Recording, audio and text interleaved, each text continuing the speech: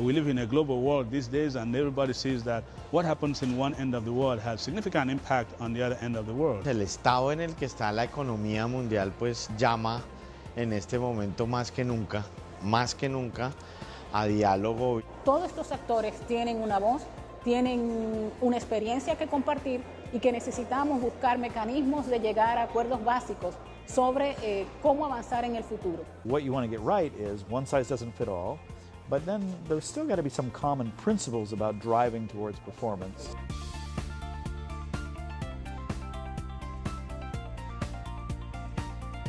There's absolutely a need for policy dialogue because there's absolutely a need for better policy.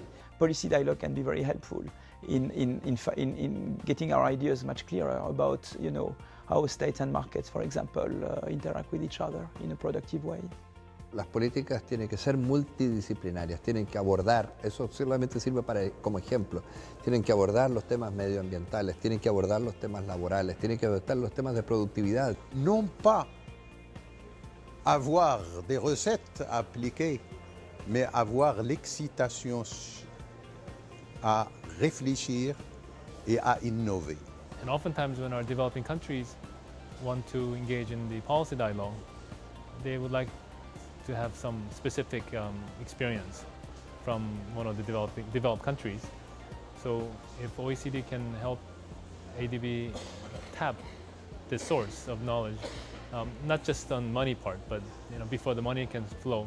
Creo que hay que hacer diálogos de política en varios sentidos, ¿verdad? Por un lado, entre grupos de países que tienen desafíos semejantes, ¿verdad? Economías pequeñas o medianas o grandes economías o economías que dependen de recursos naturales.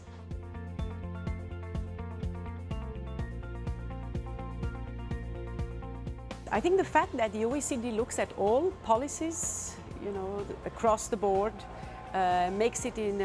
puts it into a unique situation in that it can say something about development in all these policies. Knowledge is critical in solving development challenges in Africa and everywhere around the world, frankly.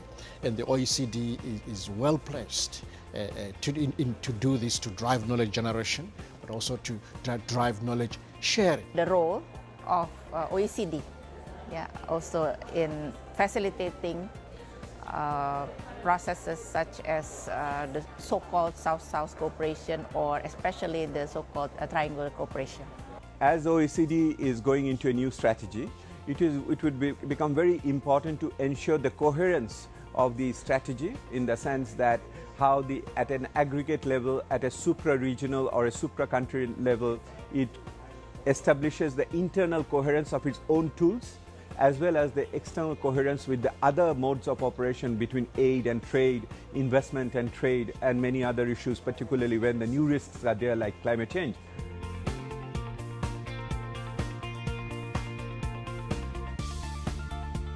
I think there's much more objectivity probably in the dialogue that we have with people like the OECD. They can give you the whole range of options available to you, so you choose what you want to do.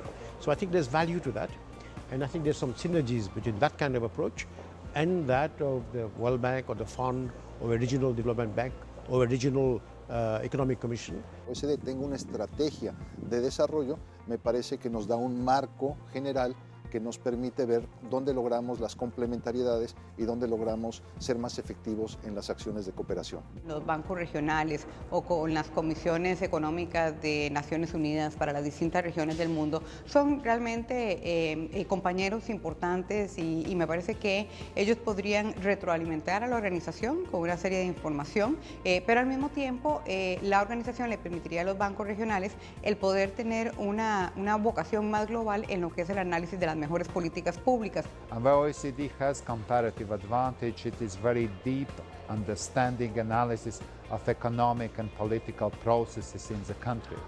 So during the years has developed the instruments that in my opinion, is not, you can't find anywhere else, neither in World Bank, neither in United Nations institutions.